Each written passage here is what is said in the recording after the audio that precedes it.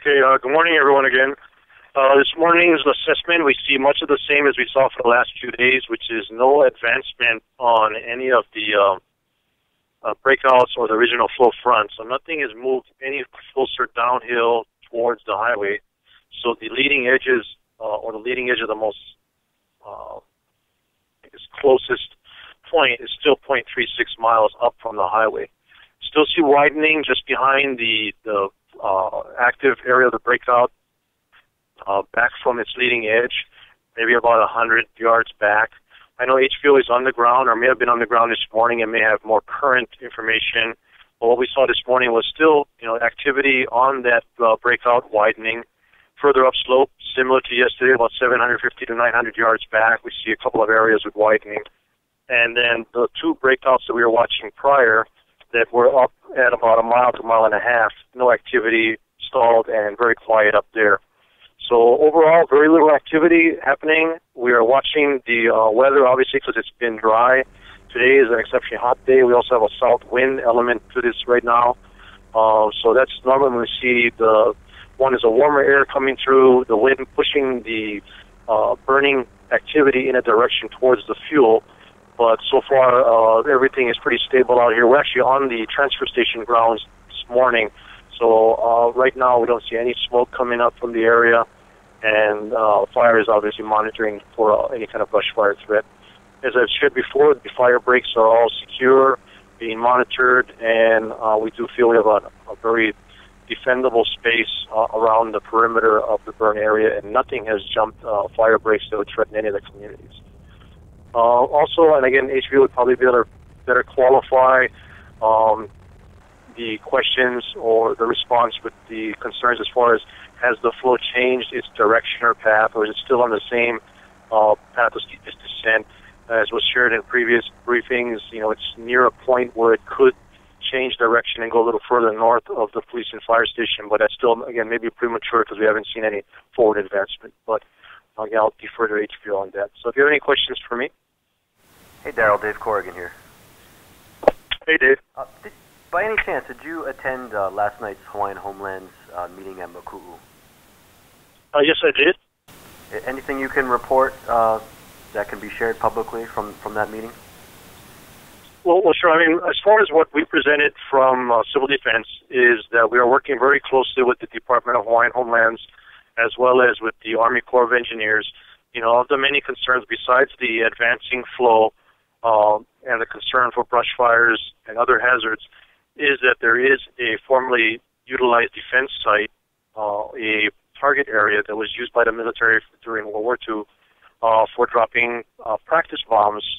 These would be aerial devices dropped from aircraft with a very small explosive charge, these again practice bombs, as well as other different types of munitions that they did find within that containment area. If the lava flow was to approach and enter that area, there would be a concern for possible issues related to munitions that may not have been found or removed yet. The Corps of Engineers could give you a very good picture as far as what they've done with previous cleanup projects and what could be the possible different types of munitions in the area. As was conveyed to us, they did find at least one 60-millimeter mortar round, which would present with a safe distance buffer of about 1,322 feet. So considering that that's the most, hazardous or the largest size of munition that was found in the area, we've already identified a perimeter buffer zone around the property that would extend out that 1,300. Actually, we went to 1,400 feet to add a little bit more safety in the event the flow was entered. But it's still very far from that location. And as we share with the lessees or the tenants on the Hawaiian Homes properties is that we would definitely be making sure they're well informed of what's happening with the flow, both from that concern with the ordinance as well as if there's any threat from the lava flow or any brush fires.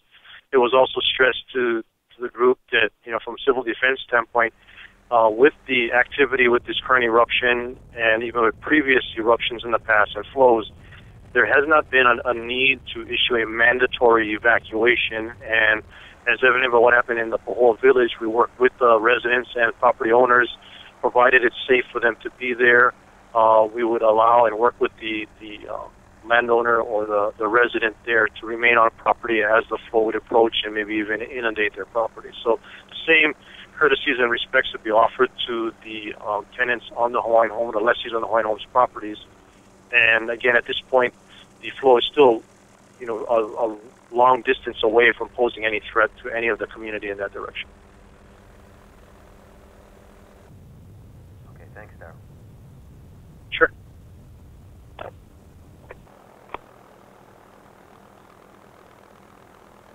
Daryl, this is Sherry Brackett. Another question on the DHHL thing. Even though Civil Defense is not ordering any evacuation, did they discuss, and can you share what they might have said about their desire to have evacuation? Because it seems like maybe they're taking a slightly more aggressive position on evacuation than you might. Actually, the Department of Hawaiian Homelands, and I would encourage, a follow-up for an official maybe position from them. But they did share openly with the group that they weren't going to be initiating any form of a mandatory relocation or evacuation, that they plan to work with their lessees, and they have extended offers for voluntary relocation, whether it be for the lava flow or the ordinance. So they are working very closely with their lessees on the properties, and are not, as of last night, indicated they weren't going to require anything or make anything mandatory. But I would strongly encourage follow up with the Department of Hawaiian Homelands for an official comment. Thank you. Sure. Oh, this is Dave again. I have, maybe this is an HVO question. A question about, I saw some footage of a spattering, I don't know how I characterize it, maybe a lava lake, maybe that's not the right term, at Pu'uo'o. Is that any significance to that, or is that of any interest, besides that it was pretty cool looking and spattering? Anything that could portend for the flow, I guess, is my question. David, this is Janet at HVO. When did you see the video? This is video that Mick shot during an overflight yesterday, Wednesday, and he made it up through the vent and they peeked over the side, and you could see a little spattering, and it looked like, I don't know if lava lake is the right term, but it was a little ponding, lava inside the crater vent. So I don't know if you were aware or if that's significant in any way. That's pretty typical. We see these little ponds form in the crater, so it's nothing out of the ordinary. Okay, thanks.